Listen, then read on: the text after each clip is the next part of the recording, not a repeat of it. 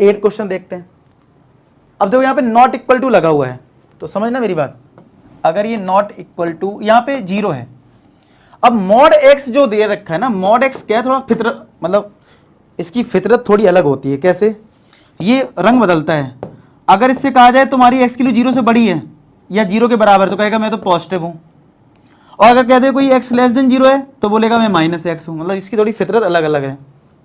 देखने में कई बार ऐसा लगता है कि सर 0 पे तो फंक्शन के लिए 0 है, नॉट इक्वल टू पे ये वाला है फंक्शन, यानी कि नॉट इक्वल टू 0 का मतलब क्या है कि 0 को छोड़कर यानी राइट वाला पार्ट और लेफ्ट वाला पार्ट सेम है।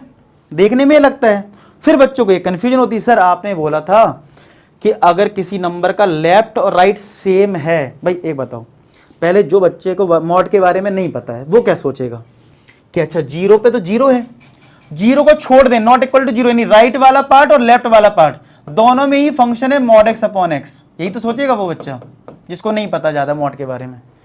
तो फिर तुम मेरी बात काटोगे, कहोगे सर आपने बोला था किसी पॉइंट का लेफ्ट और राइट बराबर है तो LHL RHL नहीं लेना है। लेकिन ये बताओ, मैंने सही बोला था और वो चीज़ ठीक है, लेकिन ये जो मॉड x है ना, वो थोड़ा चालाक फंक्शन है ना, वो ग्रेटर देन 0 पे पॉजिटिव से ब्रेक होगा, x लेस देन 0 पे नेगेटिव ब्रेक होगा। तो ये आप बताओ, जब आप 0 से बड़ी वैल्यू लोगे तो ये पॉजिटिव से ब्रेक हो जाएगा और यहां नेगेटिव से ब्रेक होगा। तो देखने में जो आपको एक लग रहा है, एक्चुअल में वो एक नहीं है, छुपा हुआ है अंदर। अगर हम इस बेसिस पे देख रहे हैं कि 0 का राइट सेम है और लेफ्ट सेम है, सेम फंक्शन है, लेकिन मॉड x जो है वो तो खुद में अलग है ना। मॉड x एक जैसा बिहेव नहीं कर रहा है कि ठीक है तुम भी वही हो मैं भी वही हूं, ये इसके आगे अलग बिहेव कर रहा है, उसके पीछे अलग बिहेव कर रहा है। एक्चुअल में ये अलग है और ये अलग है, क्योंकि जब 0 से बड़ा लोगे तो ये पॉजिटिव से ब्रेक होगा, 0 से छोटा लोगे तो ये नेगेटिव से ब्रेक होगा। एक्चुअल में ये अलग अलग है, समझ रहे हो? एक्चुअल में ये अलग अलग है। आई बात समझ में? तो इसलिए हमें इसमें LHL RHL लेना पड़ता है, समझ रहे हो? तो मॉड वाले क्वेश्चन में आपको ध्यान रखना पड़ता है। चलो, तो इसका मतलब है यहां पे अगर आपको लेना है और ये मॉड ब्रेक कर ही रहा है, तो एक तो हमें 0 पे निकालना पड़ेगा। कहां कहां निकालना पड़ेगा? एट x इक्वल टू 0 पे तो निकालना है, वही ब्रेकिंग पॉइंट है ना, वो ब्रेकिंग पॉइंट पे तो निकालनी है। और एक कहां लेंगे हम, हमें पूरी नंबर लाइन कवर करनी ना। एक हम एट x लेस देन 0 लेंगे और एक हम लेंगे एट x ग्रेटर देन 0। जो भी ये केस, 3 केस बन रहे हैं इसमें, कितने केस बन गए? 3, केस 1, केस 2, केस 3, ये 3 केस बना लिए हमने। Case 1, case 2, case 3, case 1, case 2, case 3। तो आपको ये ध्यान रखना है कि जो आपने 3 केस यहां पे बनाए हैं, जो केस 1 है और ये केस 2 है और ये केस 3 है, इन केसेस जो आपने केस बनाए हैं यहां पे, केस 1, केस 2, केस 3, इन केसेस में जो मेहनत करनी होती है वो यहां पे करनी होती है, जो इक्वल टू वाला रिजल्ट है। लेस देन 0 और ग्रेटर देन 0 पे तो डायरेक्ट लिखना होता है, ठीक है? अब 0 पे जब निकालोगे तो हमें LHL RHL इस बार लेना है, ठीक है? तो हम लिखेंगे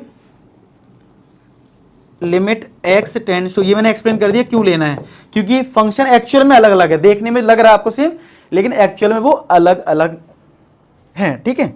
तो जब 0 माइनस करा तो फंक्शन तो यही है मॉड x अपॉन x, लेकिन जो मॉड x की प्रॉपर्टी है वो क्या है कि ये पॉजिटिव से ब्रेक होगा जब x की वैल्यू 0 से बड़ी होगी और 0 से जब छोटी होगी तो माइनस x से ब्रेक होगा।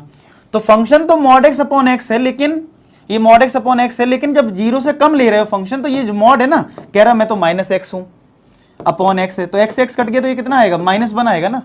कांस्टेंट नंबर है तो लिमिट तो -1 बनाई, तो ये तो LHL हुआ। और जब RHL की बात करेंगे तो आप लिखोगे limit x tends to 0 plus, तो 0 प्लस यानी इसके आगे, तो ये जो मॉड x है वो पॉजिटिव x से ब्रेक हो जाएगा, तो यहां तो +1 आ गया, तो इक्वल नहीं है, तो discontinuous at x equal to 0, 0 पर डिसकंटिन्यूअस है ये। अब ये 0 पे आपने बता दिया, अब 0 से कम के लिए भी बताना पड़ेगा, ज्यादा के लिए भी, क्योंकि पूरी नंबर लाइन पे चेक करना ना, ये सारे क्वेश्चन में आपको ऑल पॉइंट्स चेक करने हैं। तो जब आप लेस देन 0 लोगे तो आपका फंक्शन क्या होगा?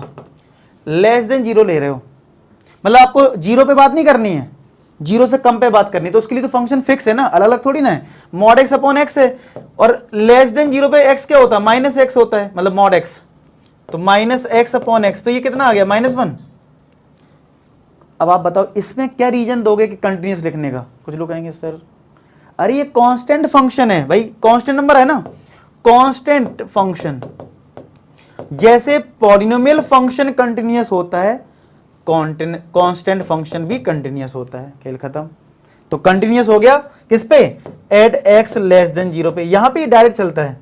अब आ जाओ इस पे, जब आपने x की वैल्यू 0 से बड़ी ले ली, यानी यहां से इस साइड चले गए, तो ये मॉड x जो है वो किससे ब्रेक हो गया? x से ब्रेक हो गया। तो ये कितना आ गया? 1 आ गया। और ये भी कैसा है फंक्शन है? कांस्टेंट फंक्शन है। ठीक है, कांस्टेंट फंक्शन है। तो ये क्या हो जाएगा? कंटिन्यूअस हो जाएगा। कंटिन्यूअस एट किस पे? x ग्रेटर देन 0 पे। तो इन दोनों पे तो ग्रेटर है देन 0 पे और लेस देन 0 पे कंटिन्यूअस आ गया। तो कहां पे डिसकंटिन्यूअस है? सिर्फ और सिर्फ 0 पे डिसकंटिन्यूअस है। क्लियर हुआ? तो ये था इसका लॉजिक। आई होप आपको ये चीज समझ में आ गई हो। ठीक है, अब सिमिलर क्वेश्चन 9 थे इसमें, देखो